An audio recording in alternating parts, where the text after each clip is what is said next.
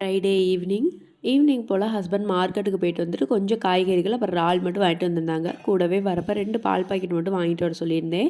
So homemade பன்னீர் எடுத்து வைக்கலாம் அப்படிங்கிறதுக்காக.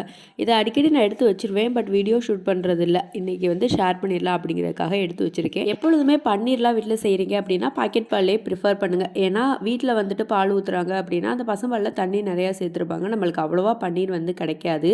ஸோ அப்போ வந்து பால் நல்லா பொங்கி வளர்ந்துருந்தாலே போதும், ரொம்ப கொதிக்கணும்னு அவசியம் கிடையாது. நான் வினிகரே வீட்டில் வச்சுருந்தேன். ஒரு 4 மூடி மட்டும் அதில் வந்துட்டு சேர்த்துக்கிட்டேன். கொஞ்ச நேரத்தில் நல்லா திரண்டு வந்துடும். அப்புறம் 2-3 தடவை வாஷ் பண்ணிடுங்க. நீங்கள் ஒயிட் கிளாத் வச்சுருந்தா கூட அதில் கூட வாஷ் பண்ணி அப்படியே கல்லை மேலே வச்சிங்க அப்படின்னா, ஏதோ ஒரு வெயிட்டை மேலே வச்சிங்க அப்படின்னா தண்ணி எல்லாமே நல்லா வடிஞ்சு வந்துடும். முக்கியமாக நீங்கள் எலுமிச்சம்பழமும் சேர்க்கலாம். எலுமிச்சம்பழம் சேர்த்திங்கன்னா இன்னும் 4-5 தடவை நல்லா வாஷ் பண்ணிக்கணும். பால் எப்பயுமே க்ளீன் பண்ணாமல் வாங்கி வந்தீங்க அப்படின்னா சுடுதண்ணி ஊற்றி வச்சுருங்க. ஒரு 10 நிமிஷத்துலேயே நல்லா அந்த தலையெல்லாம் இலகுவாயிரும். நல்லா நம்மளுக்கு க்ளீன் பண்ணுறதுக்கும் ஈஸியாகிடும். பன்னீரும் ரெடி ஆயிடுச்சு. நீங்களும் ட்ரை பண்ணி பாருங்கள். பாய்.